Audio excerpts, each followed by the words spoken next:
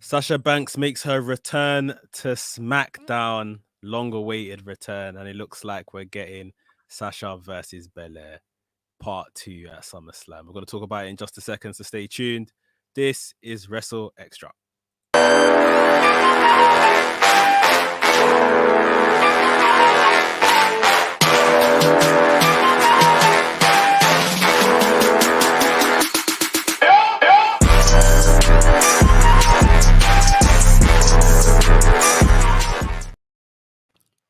Yo, folks, this is WrstlXtra. I am your boy, A Dazzle, alongside my tag team partner, Mex. You are watching on the WrestleManiac UK YouTube channel and, of course, listening on AffinityExtra.com. Yes. The boss is back. Come on. And backstabbing. Because, whoa. So, Sasha Banks returned to WWE on Friday on SmackDown in a surprise, kind of literally out of nowhere, to save Bianca Belair from the hands of Zelina Vega and Carmella, beat up the two ladies.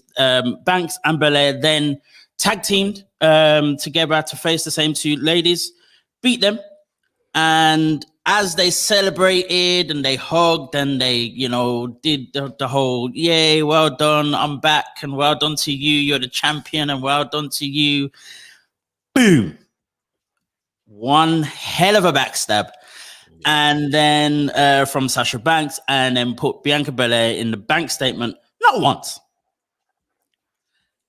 And even, you know what, even before she did it the second time, she then did, this whole tornado DDT off the ropes, and then put her in the bank statement again for a second time. And Belair was screaming for her life, didn't know what was going on. I'm like, yo, this is how you do it. This is how you do it. We were all waiting for her to come back. We had an idea it was going to be close to SummerSlam and to build up some kind of interaction with her and Belair for SummerSlam. We kind of thought it would have been with Bayley as a triple threat. Of course, Bayley got injured, won't be seen for a long time. So, but at the same time, I was still like super surprised and very happy with how it went down. What are your thoughts? How did you feel when you saw it? I mean, great to have Sasha Banks back. If one thing, that I wasn't happy with per se was the continuity of the story. So the last time we saw Sasha Banks was the week after WrestleMania, and she showed off where her scar was at the time, and she was like Bianca Belair, and that's all she did, and we haven't seen her since. Obviously we've seen these guys pictured together at the SBs the last couple of weeks, obviously sharing smiles and stuff like that. But like Sasha Banks, I'm not sure the whole comeback and pretend to be friends thing made sense. Like, yeah, that's kind of a Sasha trait to backstab, just like you said. Right. However, I feel like, and I put this completely down to the crowd being back and them wanting the pop first. They want the pop of the good guy, Sasha Banks is back, blah, blah, blah. I just feel like, Zelina Vega initially challenged for the title on the night. That was after Bianca Belair pushed Carmella's challenge to the side. I think they could have went ahead and done like a Zelina Vega championship match in the main event. Okay. And after she loses, or whatever the case is, we get like a hooded figure just run through the crowd and attack Bianca Belair, reveals herself to be Sasha Banks. The attack that she put on was pretty good, but it could have been more heinous, to the fact where there's just it's just shocking. You see what I mean? And there's no room for the adulation of Sasha being back. It's just pure like, no, we can't support Sasha. This is too much, Sasha. Like, you need to stop, Sasha. This is bad. And that obviously creates the clear dynamic between who the face is in this story, who the heel is. And I mean, it's obvious now anyway, but that's obviously something that we had missing in their first feud, at the top of the year when Sasha was champion. So it wasn't done, overly badly. They got to where they needed to get to by the end of the night, which is the most important thing, I guess. But yeah, I'm just not completely sure we had to take the friend angle first, unless it was just for the fact of the pop that they wanted first. I feel they could have just went in there as Sasha, like, just being an absolute crazy woman and attacking Bianca. If I'm honest, bro, I actually think you're being harsh. maybe I'm being picky. Or maybe I'm just a little soft because it's Sasha Banks. I don't know. I mean, as you said earlier, like, we know Sasha Banks to be, a backstabber and all that kind of thing. She's done it with Bayley, more than one occasion. When she had that return, was it after the long absence, and she came out for Natalia? Yeah. And did a very similar thing, kind of came out as a friend and then boom. Yeah, pulled off the wig and then, done her thing. So I guess it's a bit of a Sasha trait. I think it was a good way to kind of establish, as you said, it was a very good way for WWE to get the pop of Sasha Banks' return. Yeah. And to then very quickly establish what's about to happen for the next few weeks up until SummerSlam. As you said, what was missing from the Mania feud and the lead up to Mania was the clear who is Sasha Banks. It wasn't necessarily working out who was the heel and who wasn't, because it was clear it definitely wasn't Bianca Belair. Yeah. But we were still kind of wondering what Sasha was doing. Is it a competitive friendship thing, or are you jealous and worried about you losing your title? Yeah. What was it? And that was not clear. Maybe in the last week, it became a little bit more obvious. But now we're like, okay, you're going to play friends. Because, as you said, the last time we actually saw Sasha Banks, not necessarily on WWE programming, but on screen, was the SPs. Yeah. And it was Sasha Banks and Bianca Belair together accepting their reward for their feud and their match at Mania and doing the real thing of being very happy and excited about it. So yeah, maybe it's playing off that. I'm hoping it makes sense of it at least. But then at the same time, we all know at the end of the day, Sasha Banks and every other wrestler on the planet is only here for one thing: titles and money. If I ain't got that, and if you're the one in the way, backstabbing, straight up and literally. Maybe I'm being harsh. Maybe that's just how I would have done it. But what I did like in how it was done, when Sasha Banks forcefully, came to the save of Bianca Belair and forcefully picked her up and started hugging her. Bianca Belair did have the look of apprehension on her face. Which was very good.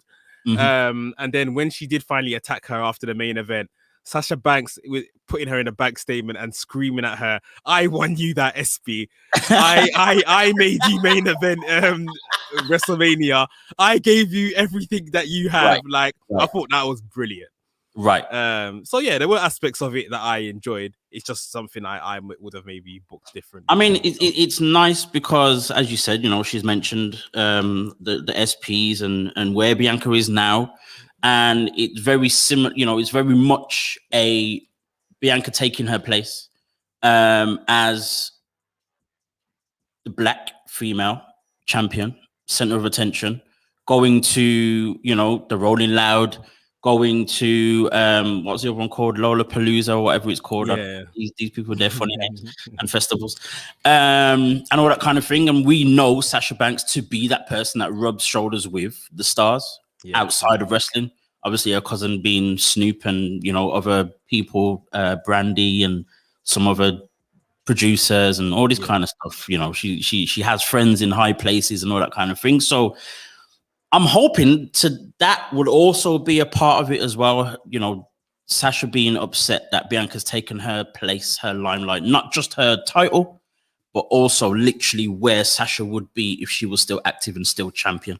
That adds, some bones to the whole feud. It's going to be interesting to see what the actual storyline is and how things play out up until SummerSlam. I'm hoping for something of stature or some kind of substance, because as we've said so many times on here, the stuff that Bianca's been involved with has just literally been the same thing every single week and no different, and nothing's really happening and all the rest of it. So I don't know what to expect. And that's not simply because I just don't know, but at the same time, I don't know even how to predict what I want to see. Which makes it both hard and kind of exciting at the same time. But I'm just glad Sasha's back. We've got something in something for Bianca to do, someone to really challenge Bianca Belair. Yeah, I don't know what more to say, to be honest, about it. I think you raised some really good points, and I hadn't thought about what the story itself would be, but the whole fact that Bianca Belair has basically been pictured doing Sasha stuff, basically, in terms of doing the celebrity, doing the media runs, and all of that kind of stuff. So yeah, that is something that they can put at the center of the story. After I watched SmackDown on the weekend, and I put on my video on my channel in regards to Sasha returning, I had actually pitched something around maybe Bayley being in the center of the story. That Bayley was pushing herself to come and kind of take you on, and that's how she got injured, sort of thing. And obviously, we last saw Bayley and Sasha aren't on talking terms, but Sasha could kind of come on that angle, maybe to avenge Bayley and do what Bayley was trying to do, take the belt off this rookie and all this kind of stuff. Yep. So that's possibly another way that they could go. But at the same time, SummerSlam's in about 2 weeks now. It's probably only 2 weeks. There's probably about 2 weeks more of TV, maybe 3 weeks, because they got the Friday before, and then SummerSlam's on a Saturday actually. So yeah, maybe about 3 weeks. So yeah, we'll see what they tell.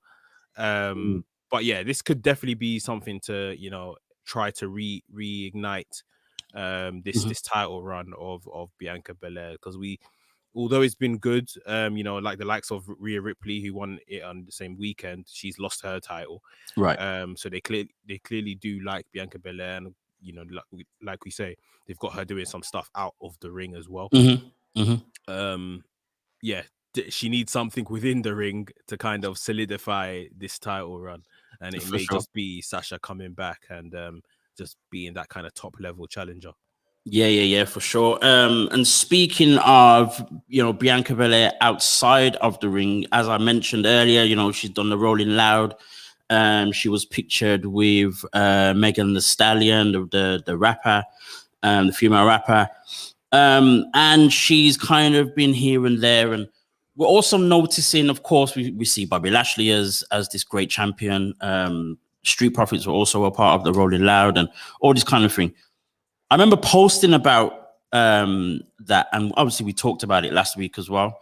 Someone made a very interesting comment, a very late comment on the post that I posted last week, and said, "Is Black the new women's division for the WWE?"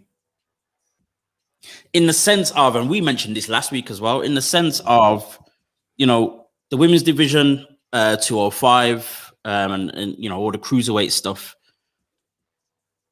and even NXT itself, have all had their time where all the focus was on them, and that was the main thing, and it seemed to be every bit of money was going into that, and all the attention was on that. Is Black, or a Black audience, Black wrestlers, the new trend at the moment in WWE? It kind of feels that way for me. And I didn't really think about it until I read that comment, and I was like, is it? Because we've also got Reggie as the new 24/7 champion, and he's doing something very different to what R-Truth did in terms of how many actual matches he's having. Again, Bobby Lashley and a few others are kind of, almost, and all the rest of it. Is it timing? Is it coincidence? Is it something that's actually they're trying to push?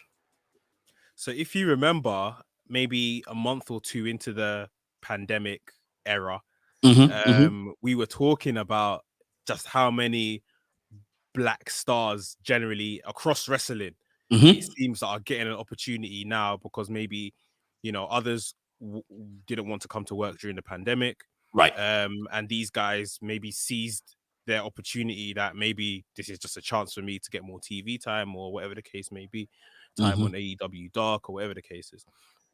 And it seems like, it started there with taking opportunities and getting that more TV time, putting themselves out there to work at this funny time in life. And maybe the momentum has just kind of carried them through. And, they've done a good job then. They built up their name. They built some credibility. And, things are just going for them now. Like, there's no need to stop the train if it's working. In terms of WWE, for sure, it just looks like a lot of black stars have come to the forefront. We saw what's happened with Apollo Crews and even bringing Commander Aziz in, almost like you mentioned. Bianca Belair and Street Profits. Street Profits were all over those early pandemic shows. For sure. Bianca Belair, when she had just been called up to the main roster. Obviously, the whole transformation Bobby Lashley has gone through in the last year. At the hands of MVP as well, another black star. Cedric Shelton kind of being brought back to TV. I wouldn't say it's necessarily. Well, I wouldn't want to say it's a trend because it'll mean eventually a trend would die. Right, and that's the other part I was going to get to as well. Yeah, like, is that a possibility? I mean, no matter how much we're featured, we're still the minority. So the guys and girls are still doing a great job to make sure they're being featured. And that's all it has to be. They just have to keep working hard. They got to keep working hard. We've always been told we have to work twice as hard as our white counterparts. So I think that's just the case. Just keep working hard until it's undeniable. Even Ember Moon, it's going to be interesting to see what they've done with her. They've stripped her of her tag team partner. They've sent Shotzi to the main roster. That's true. So it's going to be interesting to see how Ember Moon continues in NXT. But even Hit Row are doing big things down in NXT as well. So, Keith Lee finally got his win last night. So, it is just a case of keep working hard, guys. And hopefully this isn't a trend. It'll just become, part of the norm.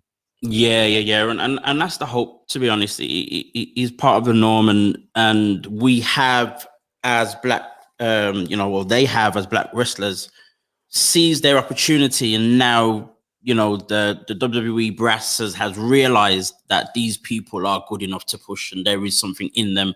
It's not just, the whole, as we say, the stereotypical, the shocking and jiving, the New Day thing.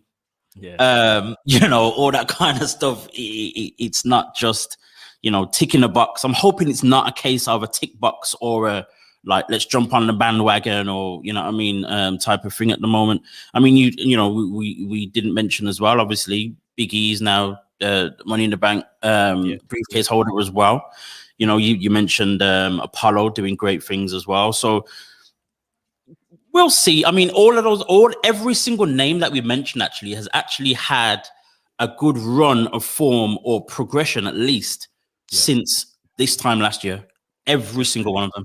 None of them will kind of come out of nowhere. None of them, kind of just started at the start, even just at the start of this year.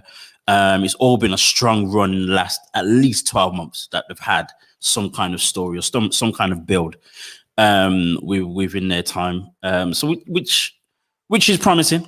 But the other thing that I noticed that even both last year and even the year before, there was a time about 2 or 3 months around the same time of the year, between around April to like July, August at a push, where we had 7 to 9 black champions at the same time. So I don't know whether this is like a seasonal thing, or whether that's coincidence, whether that just happens how it happens, or whatever it is. But it's crazy how it happens every around the same time every year. I'm hoping again it's not just a trend, and these people are actually trusted to do the job of elevating the brand and the company and whatever championship they're holding. And and now that we have the fans back as well, I think that's going to be the real test.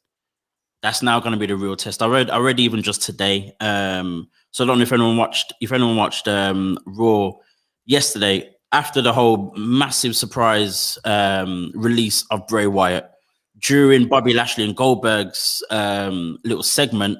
Everyone's doing the chanting of, we want Wyatt, we want Wyatt. Yeah. Of all places to be, after something shocking like that, they were in Chicago. Of course. The two places you can't go, Chicago and New York, because the fans will just tell you how it is. Yeah. And to be fair to those Chicago fans, though, I think the CM Punk chants when something's happening in the ring is not cool. Nah. I think most people dealt with it because most people were probably used to dealing with it. Damian Priest kind of got thrown off by it during his promo. I felt, but like, to be fair to them, they only made those chants when something uninteresting was happening. When there was long dialogue in that Miss TV segment or long dialogue by Goldberg, that's when they started chanting. And to be fair, I was sitting at home falling asleep during those parts. So yeah, that's it makes sense. Although I feel like they shouldn't really do it because it's not fair on the performers. But not at all. But it I guess it's what we're used to. I guess the wrestlers are either told or know what to expect and all that kind of thing. But as I said, with these Black Stars, the real test now is to see how the fans react. And I read something earlier today where someone said it was quite obvious now that WWE preferred being in the Thunderdome to a level because they controlled the chants and the cheers and obviously crowd noises and blah blah. 100%. And I think I've heard it myself, but it's quite obvious that they're trying to do the same thing even during the live events through the speakers, through our TV speakers at least. They're still trying to pump through what they want the crowd to be doing. So it's gonna be if it wasn't for money, I would honestly think that Vince would run like regular TV from the Thunderdome and maybe just do pay-per-views live. Oh, for sure. Like just to control that narrative, you're saying. Like for sure. That would make a lot of sense, but although the easier option is to just provide good TV.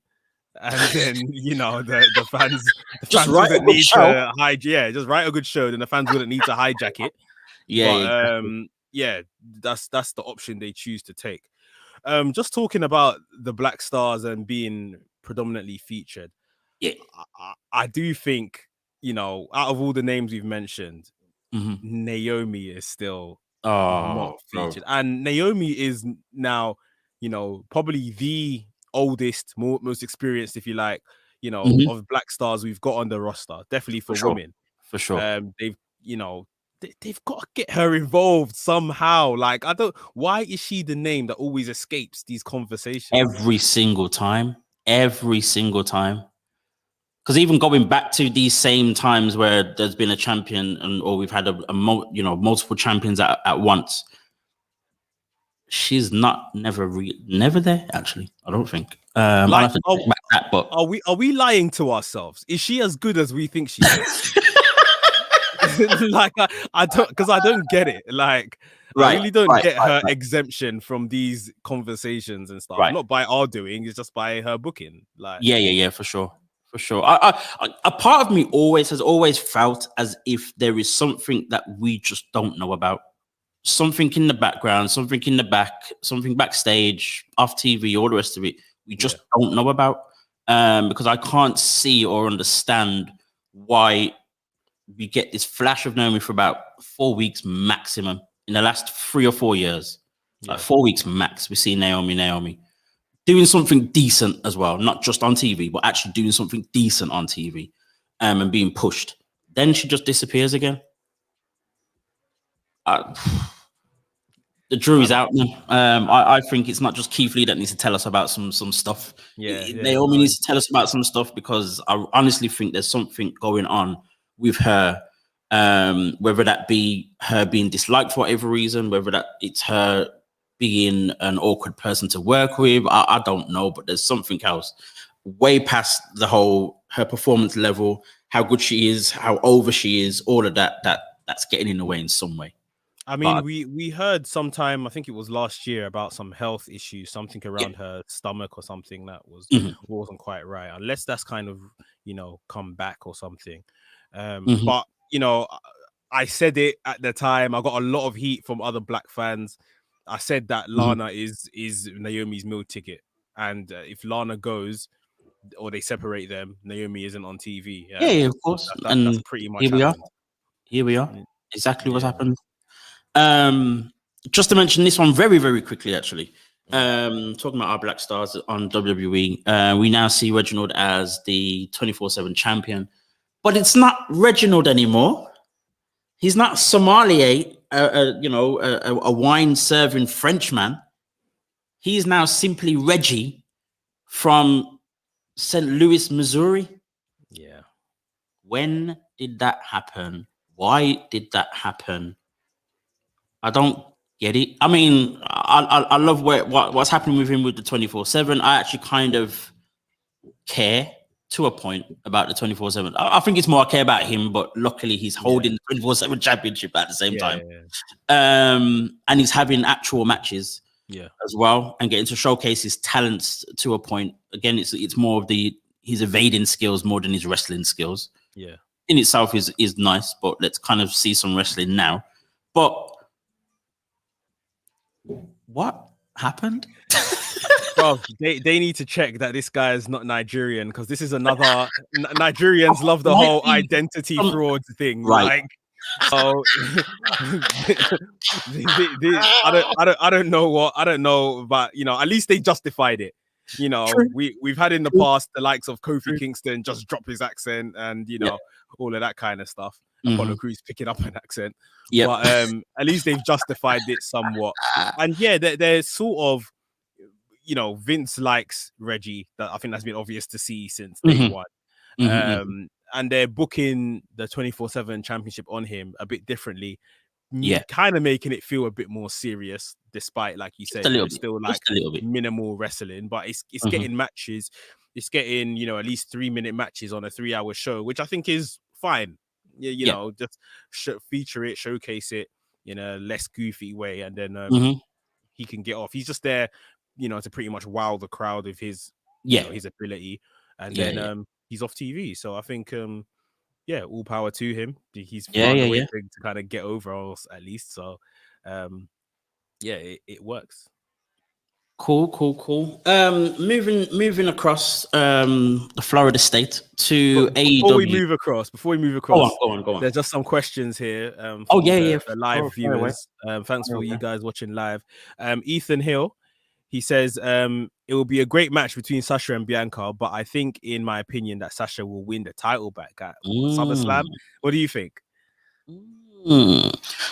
I wouldn't be surprised either way. It again, very similar to Mania. There was no obvious winner.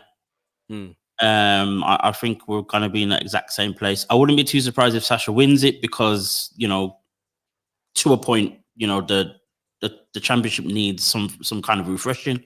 Yeah. But then that depends on what they do with Bianca leading up to SummerSlam. If the feud is great, if the build-up is great, I won't feel as if it would just be almost like an in-house refreshing, basically, leaving it on Bianca, but refreshing her whole run and all the rest of it. So it's difficult to tell. It's very difficult to tell.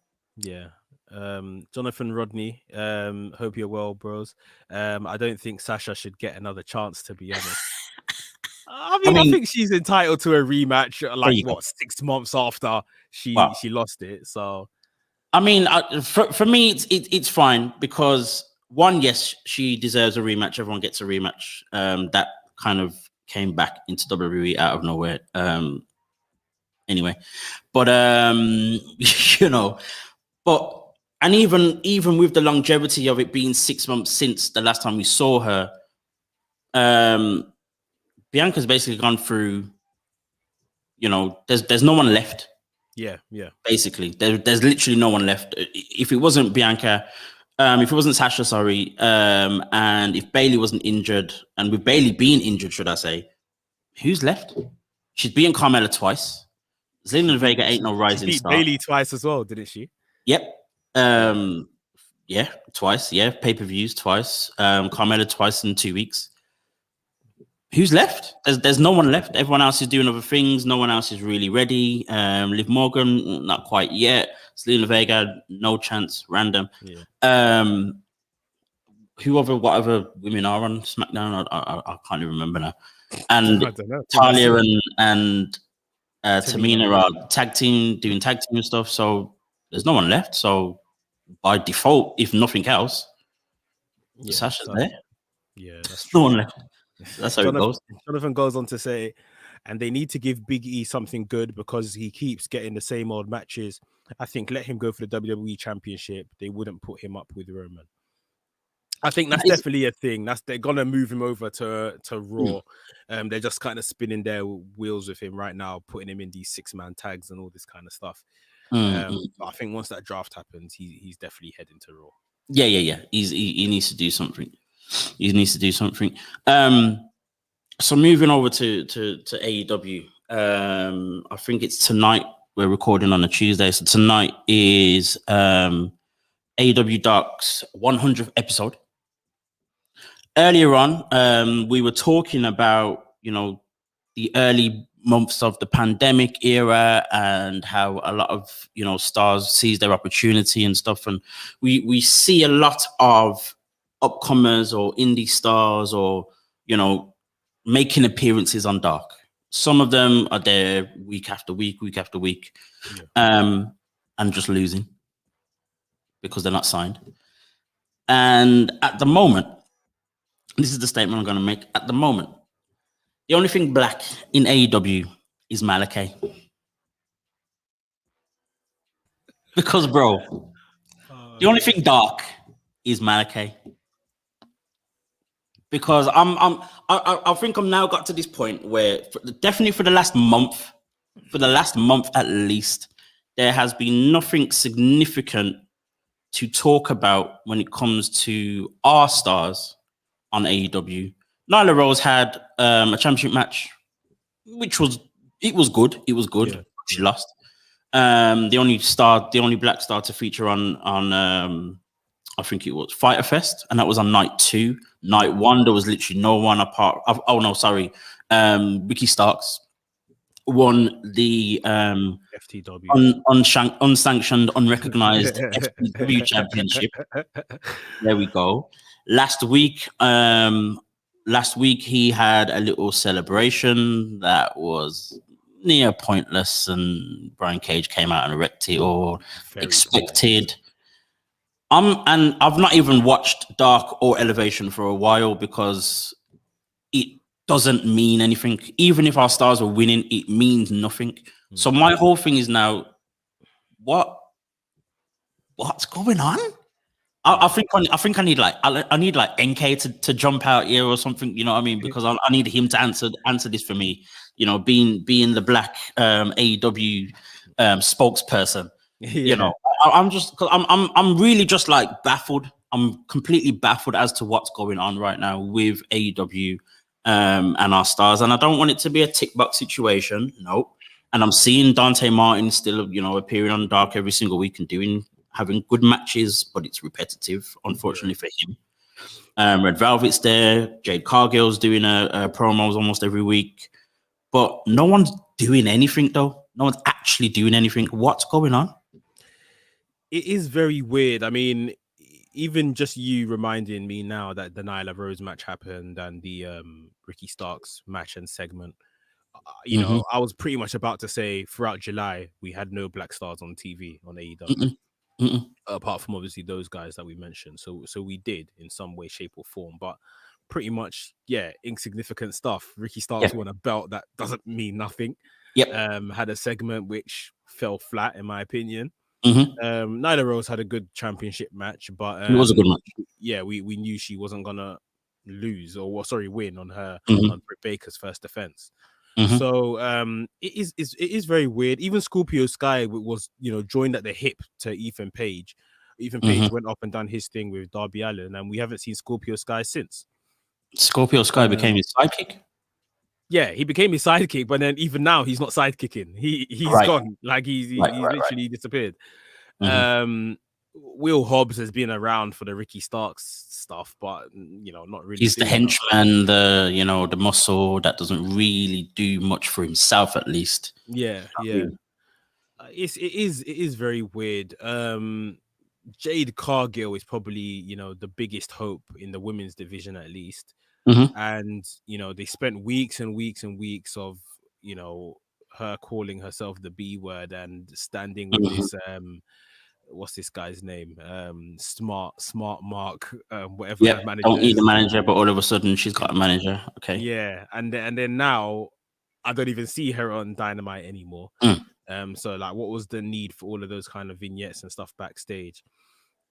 It's like, so where we were just saying with WWE, where these guys have kind of maybe got over during the pandemic, right? And the momentum's carrying them still through till now. It's like all those black stars that were putting in work during the pandemic and AEW. Now that live shows have returned, it's like they've shelved them. It's literally like, okay, well, thanks for your service during this season, but now we can get back to kind of what we want to do with these guys. Yeah, almost that kind of feeling. Yeah. Very much so. I just don't know what more to say, to be honest. It's shocking. I just don't understand it. It's not like they're lacking in stars who can be someone, or people that they can build up who have the potential. We mentioned Jade Cargill, great potential. Not really any matches from what I know. I've missed quite a bit, so maybe I've missed something. But I know that she's done a few promos, but not necessarily matches. Red Velvet is still just coasting, I guess. Big Swole had a thing with Diamante, but they didn't make anything of it. Again, it's this whole thing about Dark as well. Dark and Dark Elevation. I don't understand the premise of both shows. I don't understand. So a feud like Diamante and Big Swole, you could have made that a focal point. And I know it kind of carried on over like about 2, maybe 3 weeks or something until they actually had a match, but you could have made that a focal point on one of those 2 shows to then, that's how you build up your stars. You know what I mean? And but both shows are just the same thing. It's just repetitive 5-minute matches and how many matches you can fit in a night. And it's a bit shocking to me how far down the totem pole that Big Swole has fallen. She had that match with Britt Baker at that pay-per-view, that cinematic match, and I know some people didn't like it and stuff, but that's the height of her AEW career right now, and she performed really well in that whole segment, that whole program. While Britt Baker was injured, she really pulled her weight in it as well, made it work. And then she got injured, or she had some health issues, I remember.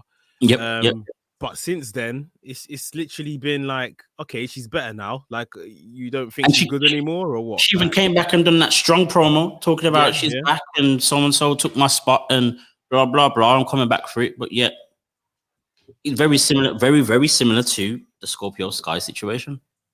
Come back, win a few matches, do a great promo, then nothing.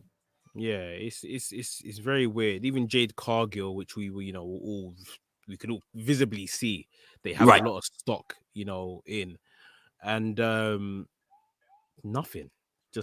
I mean, that might be for her. It may be just kind of getting more reps in, behind closed doors of just her own wrestling ability. But they could have her doing something on TV, if it's a promo or something every week. Like, it's just very weird. But I feel like, again, their excuses, we've said, AEW new company, blah blah blah. That excuse has run out. Done now. They're getting another hour of TV within the next 2 weeks, and then new show, Rampage. Rampage. So hopefully we see more opportunities given to our black stars through having more TV. Like you said, they're probably being featured on Dark and Elevation, but who cares? That's what I'm saying. So if both of those shows just had a better structure in terms of trying to tell storylines, actually trying to build stars in a more competitive way than it just being unknown indie wrestlers. Then I guess we'd have a lot less to complain about. Because even even if on WWE, for example, even if we saw Carmelo Hayes featured on 205 Live every week, and then eventually then challenges Kushida because he's beat every other cruiserweight, that would be fine. That would make sense to me. But nothing like that is even happening. So Dante Martin, he had so many matches and then faced Miro. You knew he was going to lose. That was just a pointless match. So it was a pointless match. I think we've got Lee Johnson versus Miro tomorrow. I think that's the TNT title match, and obviously Lee Johnson has been where for how many weeks? Of course, he's not going to beat Miro. Of course. But yeah. Listen, let's move on. Very quickly. Let's move on to the big thing, the most important list in all of wrestling. Yes. The Jet Power 10. For July, we're looking back at the month of July and how our Black Stars featured and fared within the month of July. I'm going to run through the first from 10 to 6 quite quickly. Time is going to run out on us, so let's get through this one quite quickly. But I'm going to start with number 10 is MSK. MSK, they haven't actually featured a lot in July at all, to be honest. But at the start of the month at Great American Bash, they actually defeated Tommaso Ciampa and Timothy Thatcher. I did not expect them to win. Yeah. I did not expect them to win at all. I just thought Timothy Thatcher and Ciampa are just on this run, and being as bad as they are, they were going to take that championship. But MSK won and won clean. So I'm like, during that match, like I remember watching that. I just remember that match now that you've said it. The crowd basically turned on them. And it's not because of anything of them. It's just the love of Ciampa. Right. They absolutely love Ciampa, that NXT crowd. And of course. Not that Timothy Thatcher and Ciampa are heels per se. They're like tweeners kind of. Yeah, definitely. Definitely that in between. Yeah. But they just weren't having MSK. They weren't having it. Like you said, MSK, probably were a shock win. The whole fact that they did beat these guys and gain their respect. That's what it was all about. But big up MSK. They continue. But my question is still, they came in red hot, won the Dusty Challenge thing, became tag team champions. They literally got shot to the top in seconds. Like when they lose this title, what is there for them? They kind of just need to go main roster. Like they've done everything on NXT already. Like it just happens so quickly.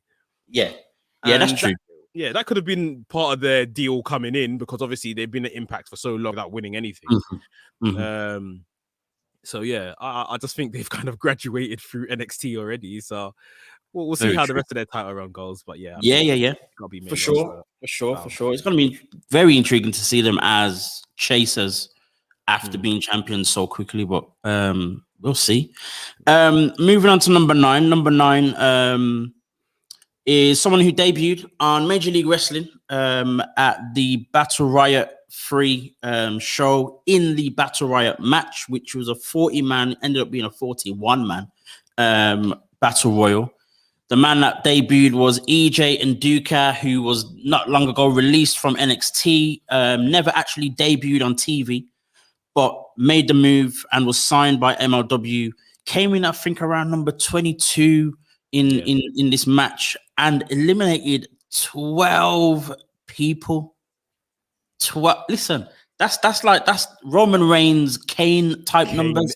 Esque, bruv. And when I was watching it, like it was literally like Kane-esque kind of eliminations.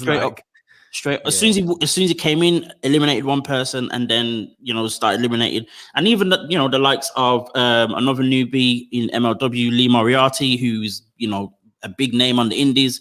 Zenshi, who's been in MLW for a long time. Calvin Tankman was another one that he eliminated, but then Calvin that needs to be a program, because that looked good. That's gonna be fire, bro.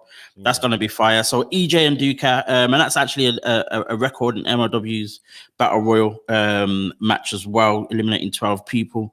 So shout out to EJ and Duca for that one. Number 8 is Hit Row. Hit Row haven't necessarily their win-loss record hasn't been the greatest in July. I think they only really won one match, and that was against the Legado del Fantasma. But they've been in a strong feud that's been got a lot of attention on NXT over the last few weeks. What they're doing in ring, outside the ring, around the ring is just great. So and they're very much a talking point. Oh no, also something else that I saw, I think it was this morning, if not last night, that sports journalist, the Bleacher Report actually named them as number 4 of the top factions in wrestling today, which is all right. Bleacher Report is quite well known in the US, so it's not a bad thing at all. So that's Hit Row at number 8. At number 7 is our guy Reggie Reginald, as I like to call him, because that's his name. The new 24/7 champion, of course. He's defended his championship twice already in actual matches against R-Truth and Chad Gable. The Chad Gable one was a disqualification, but he was like seconds away from winning that match.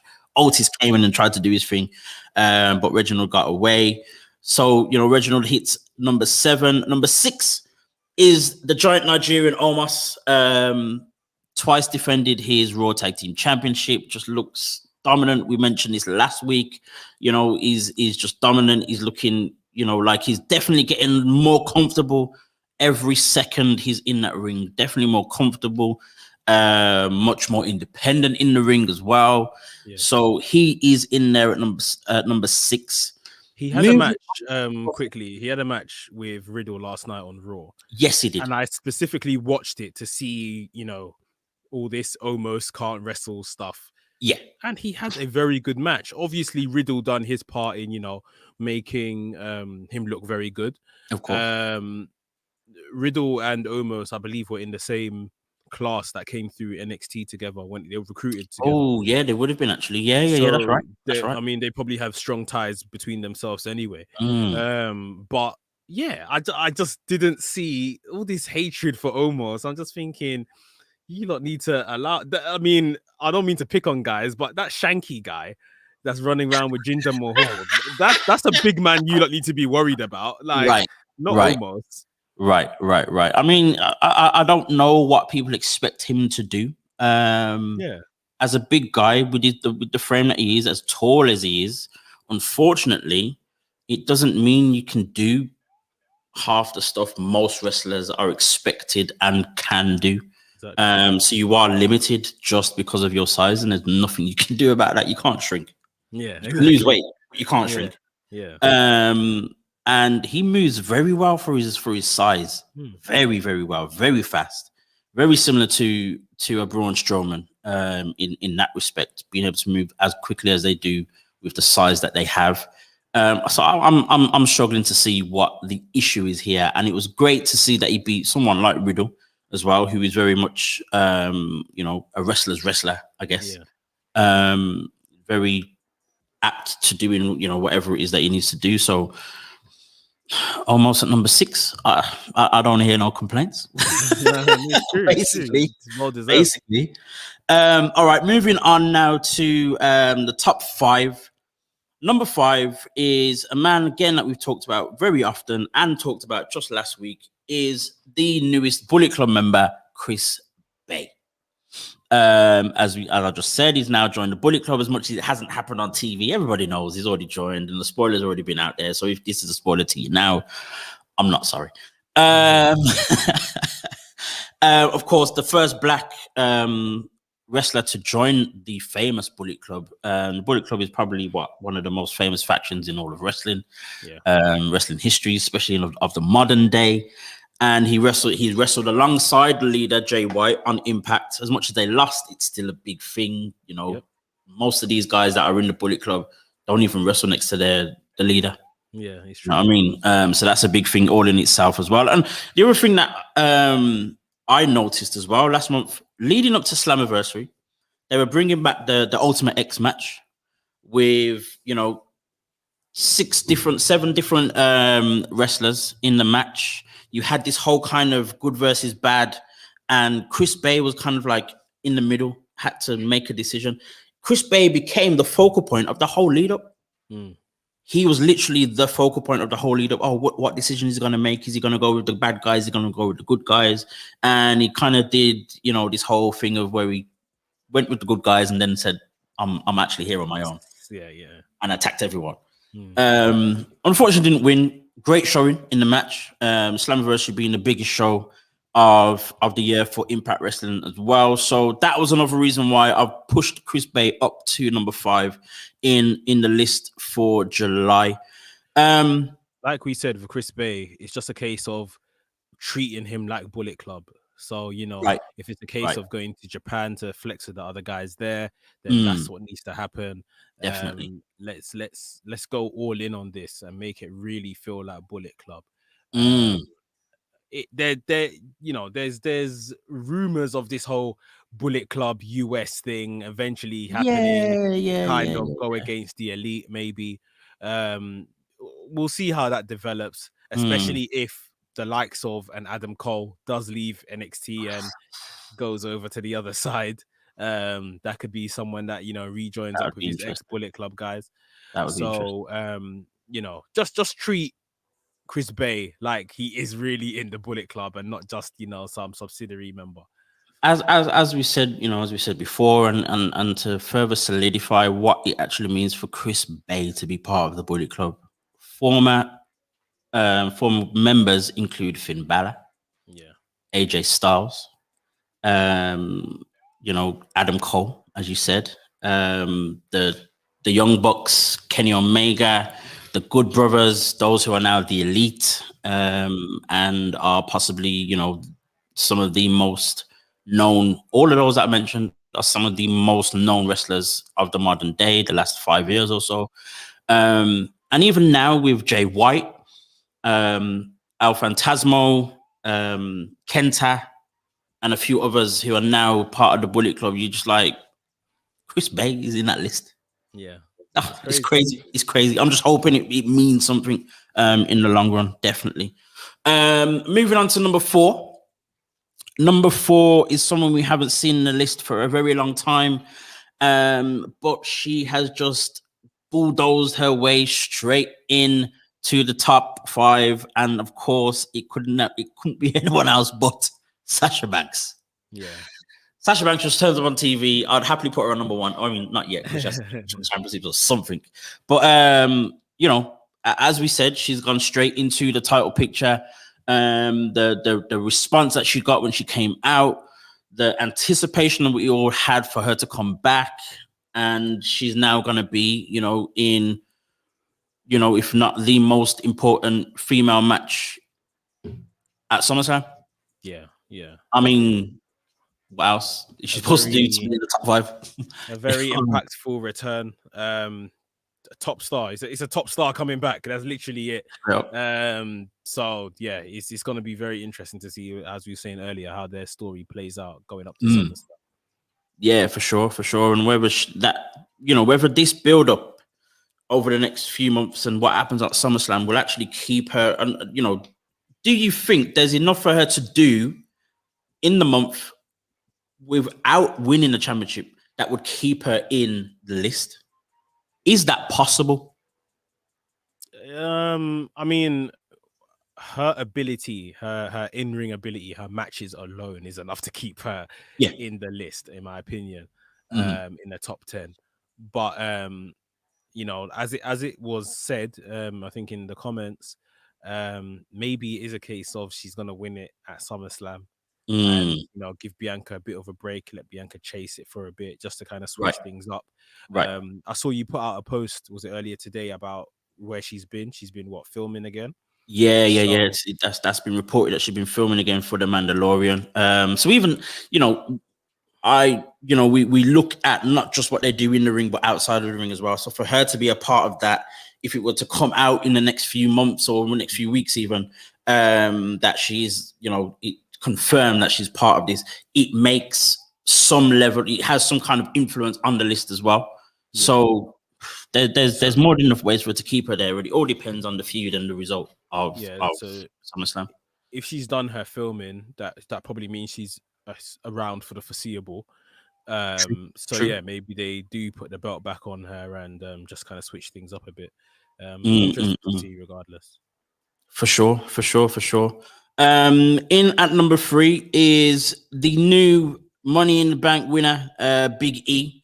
Of course, winning the Money in the Bank, absolutely major. The first black winner of the match as well to hold the briefcase in the 16 years. That's crazy. 16 years. That the Money in the Bank ladder match has been going for. It was first a thing at WrestleMania. It was a match at WrestleMania for I think about 3, maybe 4 years in a row. Then became its own pay-per-view. And to think the likes, and we said this before, but to think the likes of MVP, Shelton Benjamin, Big E himself. Actually, no, Big E was never in one. Kofi Kingston, Bobby Lashley, Ricochet have all been in these matches before, and not one of them has won it. Like that. I mean, the Money in the Bank is there because it's almost like a crowning of you're the heir to the throne. Of course. So, maybe at that time they put those guys in for whatever reason they had. Maybe it was a tick box exercise to put for sure. And now they've actually seen a genuine heir to the throne in Big E, and obviously he wins it. So it's just crazy to think even the likes of Shelton Benjamin, his performances alone in the Money in the Bank in those early days at WrestleMania, like you say, crazy to think he at least didn't go far. But I can't lie, I can't see Shelton Benjamin as WWE champion. So. Nah. I don't think I ever really did him when he came back, and all the rest of it, as many were begging for. I guess. But yeah, it's crazy. It's just crazy to think it just hasn't happened in 16 years. Yeah. But as you said, when you actually look back at all these matches, you kind of probably wouldn't even have chose those guys to win it. Yeah. I think 1 or 2 maybe came close to being possibilities, or you kind of had a little bit of a feeling they could. But even with Big E, like I wanted him to, but I wasn't expecting him to. I thought it was going to be Seth, Drew McIntyre.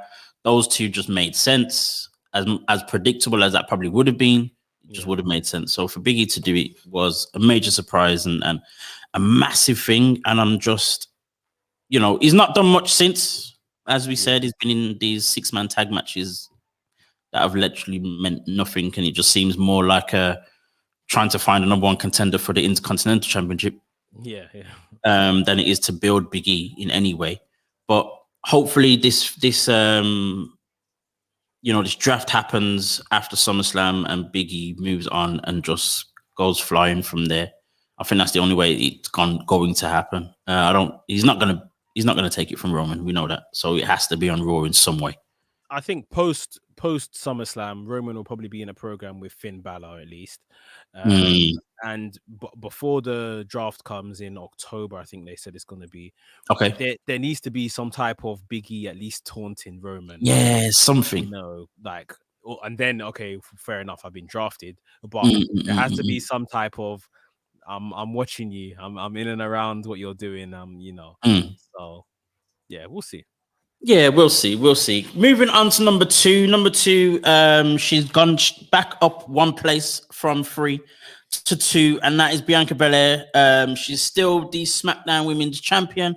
Defended twice in 2 weeks, as I said before, against Carmella. One of them being at the Rolling Loud Festival. That alone have to expose her to that new crowd.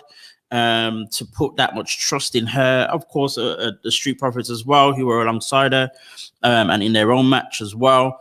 For her to kind of, as we said earlier as well, like just take the Sasha spot of rubbing shoulders with the stars and being the champion and being the talked about one and, being pictured with all these people as well. Have probably pushed her back up a little bit because we're kind of seeing again, or being reminded, I guess, really, of the trust that WWE has in her as the face of the women's division, whether that be SmackDown specifically or the women's division in general. For me, it feels a little bit more women's division in general. Yeah.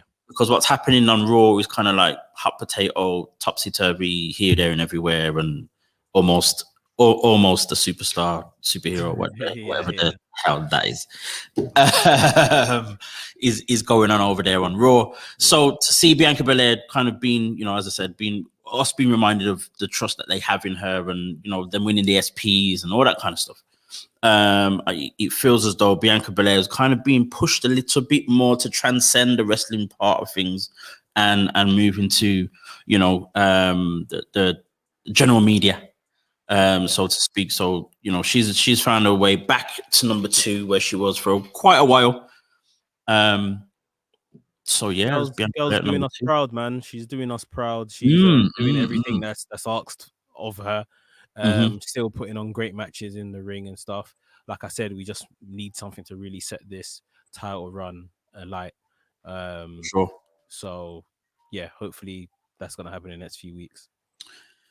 And for the 3rd, maybe even 4th month in a row, no one is taking away this guy from the top 10, from the number 1 spot, from the top of the mountain, the almighty, the Zeus of black wrestling right now, the almighty Bobby Lashley, sits on top as always. Defeated is a very loose word. Destroyed Kofi Kingston at Money in the Bank. Then beat Keith Lee on Keith Lee's, supposed to be this great return Keith Lee was supposed to have, and challenged Bobby Lashley, very bad idea, and lost. So, Lashley, and then the following week, well, actually, no, after the match, Goldberg comes out, challenges Lashley. Lashley, being as amazing as he is, being as great as he is, said, I don't even rate him. I don't even rate him. And then destroyed his former friends in a handicap match using Goldberg's moves. Jackhammer and that, yeah. Jackhammer, spear, and pin both men at the same time. And then now, of course, as I said, we're now setting up for Goldberg versus Lashley at SummerSlam. On paper, a massive match. A massive match on paper. Many of us are probably a little bit upset because Goldberg is kind of old news to most of us and all that kind of thing. But at the same time, in the eyes of the WWE, in the eyes of wrestling in general, this is a massive match for Lashley to have. And I believe for a change, I believe he's going to actually come out and win. I'm hoping we're actually right this time, as opposed to being wrong, that he was going to lose every pay-per-view that he's had since Mania. I'm hoping he does win. If he does, again, it's another thing to cement just how amazing his run has actually been. And I think when we look back at it, we can definitely say in every way that it's been a very strong run as a WWE champion. Yeah. So even if he was to lose, it would be upsetting because it's Goldberg. But at the same time, even if he was to lose and you look back at the run, you'd be like, all right, that was good. Yeah, that was good. I mean, I can confidently say that he's not going to lose. I'm back in. All the chips are in with Bobby Lashley this time round. Yeah, I just think that this Goldberg thing is just a spectacle.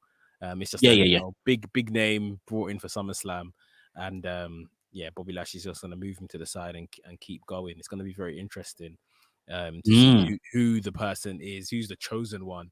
Beats Bobby Lashley and how it's done, because the dominance right now is mental. It's crazy, absolutely crazy. And I just love the demeanor that he had in front of Goldberg on Raw last night as well. It was just no flinching, wasn't bothered, didn't care. It's just crazy. It's just crazy. Folks, that was the Jet Power 10 for July, and with that, our time is far gone. Well done. Like ridiculously gone. I'm gonna have to edit this show for radio because it's ridiculously gone. But folks, thank you everyone that came in through on the chat, who watched live, who will watch on the UK on the WrestleManiac UK YouTube channel, and everyone that listens on affinityextra.com. I'm your boy Ed Dazzle. Follow me on the only place to follow me, which is Black Wrestling Alliance on Instagram. I'm on Twitter as well. Actually, I might just post the Jet Powerton on Twitter this time. See what happens. Come over see to what happens. Catch this guy in his favorite place on Twitter. Yeah. At WrestleManiac UK, and of course also on Instagram on WrestleManiac.uk. Mex is back. Yes, man. Not just Sasha Banks, not just Keith Lee. Mex is back. Folks, thank you for joining us. This has been WrestleXtra, and we will see you again next week. Take care, out. Guys.